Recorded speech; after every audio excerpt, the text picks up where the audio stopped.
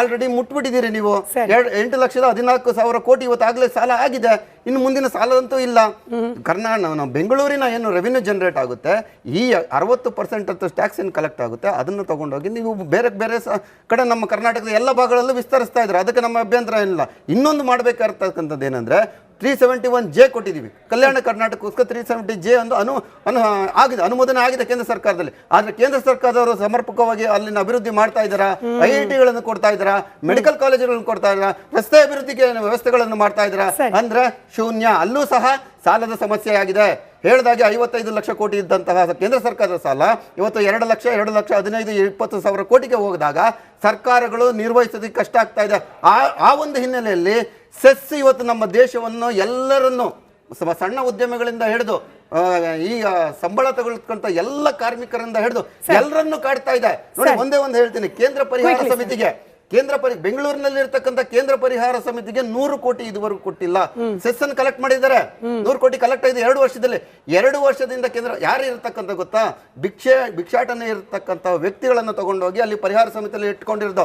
ಅವರಿಗೂ ಸಹ ನೀವು ಹಣವನ್ನು ಕೊಡದೆ ಅವರ ಮೂಲಭೂತ ಸೌಲಭ್ಯಗಳನ್ನು ನೀವು ಒದಗಿಸಿದೆ ಇದ್ದಾಗ ನಾವು ಇನ್ನೇನು ಎಕ್ಸ್ಪೆಕ್ಟ್ ಮಾಡಬಹುದು?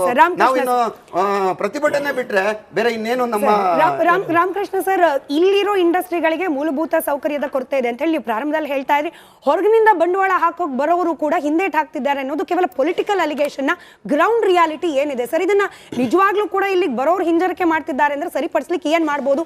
ಎಸ್ಪೆಷಲಿ ಬಜೆಟ್ ನಲ್ಲಿ ಏನ್ ಭರವಸೆ ಕೊಡಬಹುದು? ಇಲ್ಲ ನೋಡಿ ಮೇಡಮ್, ಬಜೆಟ್ ನಲ್ಲಿ ಸುಮಾರು ಇನ್ವೆಸ್ಟ್ಮೆಂಟ್ 7.5 lakhs crores ಇನ್ವೆಸ್ಟ್ಮೆಂಟ್ ಬರುತ್ತೆ ಅಂತ ಹೇಳ್ಬಿಟ್ಟು 25-26ರಲ್ಲಿ ಎಸ್ಟಿಮೇಟ್ ಮಾಡಿದ್ದಾರೆ. ಅದೇ ತರ 20 ಲಕ್ಷ ಎಂಪ್ಲಾಯ್ಮೆಂಟ್ ಜನರೇಷನ್ ಆಗುತ್ತೆ ಅಂತಲೂ ಗೌರ್ಮೆಂಟ್ ಕೊಟ್ಟಿದ್ದಾರೆ. I appreciate that. I welcome the government also for that. ಇದರಲ್ಲಿ ಒಂದು ಅನುಷ್ಠಾನಕ್ಕೆ ತರಬೇಕಂತ ಹೇಳಿದ್ರೆ ಕಷ್ಟ ಆಗ್ತಿದೆ ಇದರಲ್ಲಿ ಇನ್ವೆಸ್ಟ್ಮೆಂಟ್ಗೆ. ಇವಾಗ ನಾನು ಇನ್ನೊಂದು ಇದರಲ್ಲಿ ಅನುಷ್ಠಾನಕ್ಕೆ ಬರಕ್ಕೆ ಅಂತ ಹೇಳಿದ್ರೆ 200 ITI ಅಪ್ಗ್ರೇಡ್ ಮಾಡ್ಬೇಕಂತ ಹೇಳಿ ಒಂದು ಸ್ಕೀಮ್ ಹಾಕೊಂಡಿದ್ದಾರೆ. I am also one of the member in that development committee.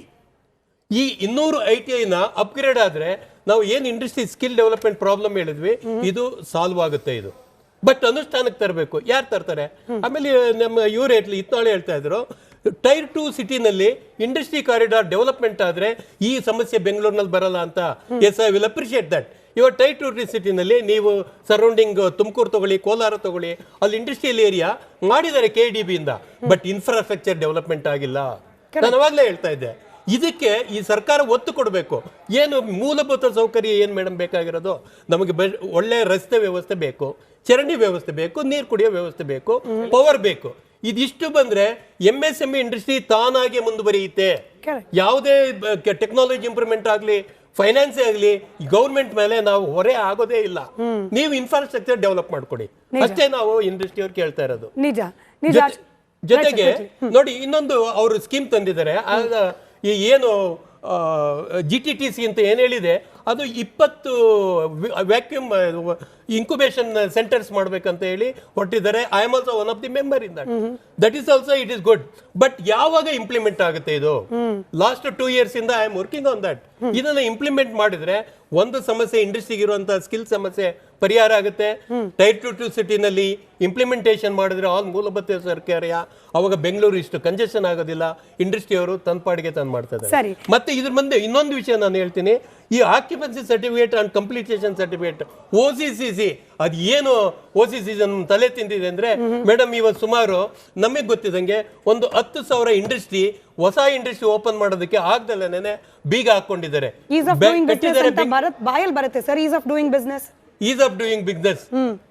Doing ಇಲ್ಲ. ನೀವು OCCC ಇಲ್ಲ ಅಂದ್ರೆ ಈಸ್ ಆಫ್ ಡೂಯಿಂಗ್ ಬಿಸ್ನೆಸ್ ಎಲ್ಲಿ ಬರುತ್ತೆ? ಮತ್ತೆ ಕ್ಯಾಪಿಟಲ್ ಇನ್ವೆಸ್ಟ್ಮೆಂಟ್ ಇಲ್ಲ, ನಿಮ್ಗೆ ಕ್ಯಾಪಿಟಲ್ ಸಬ್ವೆನ್ಷನ್ ಇಲ್ಲ. ಅಶೋಕ್ ಗೌಡ್ರೆ, ನಾನು ಪ್ರಶ್ನೆ ಕೇಳ್ತಿದ್ದೆ, ರಘು ದೊಡ್ಡೇರಿಯವರು ಅದನ್ನ ಪೂರ್ತಿ ಕೇಳಿಸ್ಕೊಳ್ಳಿಲ್ಲ. ಅದೇ ಪ್ರಶ್ನೆ ರಿಪೀಟ್ ಮಾಡ್ತಿದ್ದೀನಿ, ನೀವು ಉತ್ತರ ಕೊಡಿ, ರಘು ದೊಡ್ಡೇರಿಯವರು ಉತ್ತರ ಕೊಡ್ಲಿ. ದಲಿತರ ಹಣವನ್ನ ದುರುಪಯೋಗ ಮಾಡ್ಕೊಳ್ಳೋದಿಲ್ಲ ಅಂತ ಹೇಳಿ ಬಜೆಟ್ ನಲ್ಲಿ ಭರವಸೆ ಕೊಡಿ ಅಂತ ಹೇಳಿ SC/ST ಮುಖಂಡರು ಪ್ರತಿಭಟನೆ ಮಾಡಿ ಮನವಿ ಪತ್ರ ಬರೀತಿದ್ದಾರೆ. ಇನ್ನು ಅನುದಾನ ಸಿಗ್ತಿಲ್ಲ ಅಂತ ಹೇಳಿ ಶಾಸಕರು ಕಣ್ಣೀರ್ ಹಾಕ್ತಿರೋದು ನಾವು ಗಮನಿಸ್ತಲೇ ಇದ್ದೀವಿ. ಹಾಗೆ ಅಭಿವೃದ್ಧಿಗೆ ಅಂತ ಹೇಳಿ ನಿಗಮದಲ್ಲಿ ಇಟ್ಟಿದ್ದ ದುಡ್ಡು ಅಲ್ಲಿ ಇಲ್ಲೂ ಇಲ್ಲ, ಇದ್ದಿದ್ದ ಬಳಕೆನೂ ಆಗ್ತಿಲ್ಲ.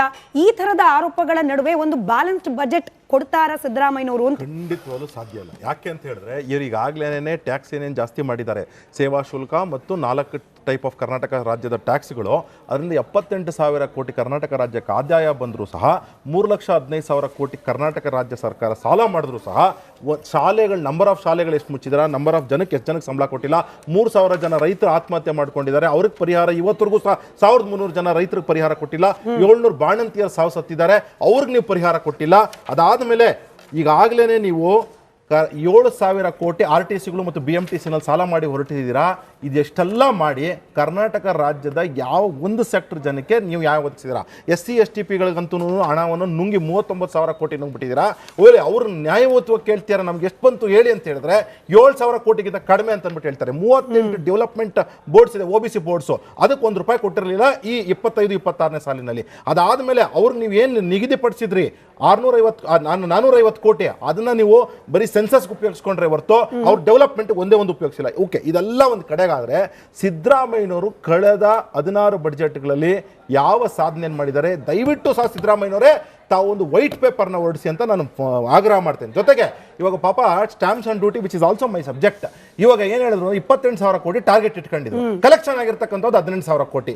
ಆದರೆ ರೈಸ್ ಮಾಡಿ, ಪ್ಲೀಸ್ ನೆನ್ಪಿಟ್ಕೊಳ್ಳಿ, ಇಲ್ಲಿ ರೈಸ್ ಮಾಡಿ ಯಾವ್ಯಾವುದೋ ನೀವು GPI ಇಂದ ಹಿಡ್ಕೊಂಡು ನೀವು ಸ್ಟಾಂಪ್ ಇದರಿಂದ ಹಿಡ್ಕೊಂಡು ಯಾವುದೋ 6.65% ಇಂದ 7.65% ಮಾಡಿದ್ಮೇಲೂ ಸಹ ನಿಮ್ಗೆ ಬಂದಿರೋದು ಕೇವಲ 18,000 ಕೋಟಿ. ನೀವೇನಾದ್ರೂ ಡೈರೆಕ್ಟ್ ಆಗಿ ಮಾಡಿದ್ರೆ ಕೇವಲ 11,000 ಕೋಟಿ ಬಂದಿರೋದು. ಇಷ್ಟೆಲ್ಲ ಜೊತೆಗೆ ಈ ಖಾತಾ ಪ್ರಾಬ್ಲಮ್ ಮಾಡಿಟ್ಟಿದ್ದೀರಾ, CCOC ಪ್ರಾಬ್ಲಮ್ ಮಾಡಿಟ್ಟಿದ್ದೀರಾ, ಸುಪ್ರೀಂ ಕೋರ್ಟ್ ಆರ್ಡರ್ ಅಂತ ಅಂದ್ಬಿಟ್ಟು ರಘು ದೊಡ್ಡೇರಿ ಅವರು ಕನ್ಫ್ಯೂಸ್ ಮಾಡಿ ಜನಕ್ಕೆ, ಕರ್ನಾಟಕ ಜನತೆಗೆ ಟೋಪ್ ಹೆಂಗೆ ಅಂತ ಹೇಳಿದ್ರೆ ಒಂದು ನಿಮಿಷ ಹೆಂಗೆ ಅಂತ ಹೇಳಿದ್ರೆ ಯಾವ ರಾಜ್ಯದಲ್ಲೂ ಸಹ ಮಹಾರಾಷ್ಟ್ರ, UP ಇಡೀ ಸುಪ್ರೀಂ ಕೋರ್ಟ್ ಅಲ್ಲಿ ಆದೇಶ ತಾನೆ, ಯಾವ ಎಲ್ಲಾ ರಾಜ್ಯಗಳು ಟೈಮ್ ತಗೊಂತು, ಎಲ್ಲಾ ರಾಜ್ಯಗಳು ಹೇಳ್ತು ಪಾಲಿಸಿ ಮಾಡ್ತೀವಿ ಅಂತ. ಇವ್ರು ನಾಳೆ ಏಕಾಏಕಿ ಯಾಕೆ ಅಂತಂದ್ರೆ ಇವ್ರಿಗೆ ಅಪಾಪಿತನ, ಇವ್ರಿಗೆ ಅಡ್ಮಿನಿಸ್ಟ್ರೇಷನ್ ಮಾಡಿ ಗೊತ್ತಿಲ್ಲ, ಇವ್ರು 5 ಸ್ಟಾರ್ ಪಂಚತಾರ ಹೋಟೆಲ್ಗಳ ಕುತ್ಕೊಂಡು ಮಜಾ ಮಾಡ್ತಿರ್ತಾರೆ ಸಚಿವರು. ಇವ್ರಿಗೆ ಅಧಿಕಾರಿಗಳಿಗೆ ಅಧಿಕಾರ ಕೊಟ್ಬಿಟ್ಟು ಅವ್ರ ಬಾಯಿಗೆ ಬಂದಾಗ ನಡ್ಕೊಂತಾರೆ, ಲೂಟ್ ಮಾಡಿ ಮಾಡಿ ಮಾಡಿ ಮಾಡಿ ನಮ್ಮನ್ನ ಹಿಂಡ್ತಾ ಇದ್ದಾರೆ. ನೋಡಿ, ಭೂತದ ಬಾಯಲ್ಲಿ ಭಗವದ್ಗೀತೆ ಅನ್ನೋಂಗೆ ನಮ್ಮ ಬಿಜೆಪಿ ನಾಯಕರು ಯಾವಾಗಲೂ ಮಾತಾಡ್ತಾರೆ, ಏನು ಮಾಡಂಗಿಲ್ಲ. ಅವ್ರಿಗೆ ವಿರೋಧ ಪಕ್ಷ ಆದ್ರೆ ಕ್ರಿಟಿಸೈಸ್ ಮಾಡಲೇಬೇಕು, ಮಾಡಲಿಲ್ಲ ವಿರೋಧ ಪಕ್ಷದ ವ್ಯಾಲ್ಯೂ ಇರಲ್ಲ. ಆಯ್ತು ಬಿಡಿ, ಆಯ್ತು ಬಿಡಿ. SCP TSB ಹಣದ ಬಗ್ಗೆ ಮಾತಾಡ್ತಾ ಇದ್ರು. ನಾನೊಂದು ಹೇಳ್ತೇನೆ, ಬಿಜೆಪಿ ಸರ್ಕಾರದಲ್ಲಿ ಗೋವಿಂದ ಕಾರಜೋಳ ಅಂತ ಹೇಳಿ ಏನು PWD ಮಿನಿಸ್ಟರ್ ಇದ್ರು. SCP TSB ನಲ್ಲಿ ಯಾಕೆ 7,500 ಕೋಟಿನ ರೀಡೈರೆಕ್ಟ್ ಮಾಡ್ಕೊಂಡ್ರೆ ಉತ್ತರ ಕೊಡಿ ಫಸ್ಟ್. ಏನು ಮಾತಾಡ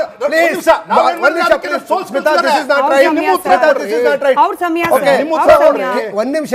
ಯಾಕೆ ಅಂತ ಹೇಳಿದ್ರೆ SCP TSB ನಲ್ಲಿ ₹1 ಕೂಡ ನಾವು SC ಮತ್ತೆ ST ಸಮುದಾಯಕ್ಕೆ ಬಿಟ್ಟು ಬೇರೆ ನಾವು ಕೊಟ್ಟೇ ಇಲ್ಲ. ಒಂದ್ ನಿಮಿಷ, ಒಂದ್ ನಿಮಿಷ, ಅವ್ರು ಕೇಳ್ತಾರೆ ಅಂದ್ರೆ ಉತ್ತರ ಕೊಡ್ತಾ ಇದ್ದೀನಿ ನಾನು. ಸೊ ಹಿಂದಿನ ಬಿಜೆಪಿ ಸರ್ಕಾರದಲ್ಲಿ ಏನು ನಾವು ಎಂಟೈರ್ 4 ವರ್ಷದಲ್ಲಿ ಅವ್ರು ಕೊಟ್ಟಿರ್ತಕ್ಕಂಥ 69,000 ಕೋಟಿ, ನಾವು 2 ವರ್ಷದಲ್ಲಿ 82,000 ಕೋಟಿ ಕೊಟ್ಟಿದ್ದೇವೆ. ಅಂದ್ರೆ ಈ ಕೇಂದ್ರ ಸರ್ಕಾರ 140 ಕೋಟಿ ಇರ್ತಕ್ಕಂಥ ಜನರಿಗೆ 69,000 ಕೋಟಿ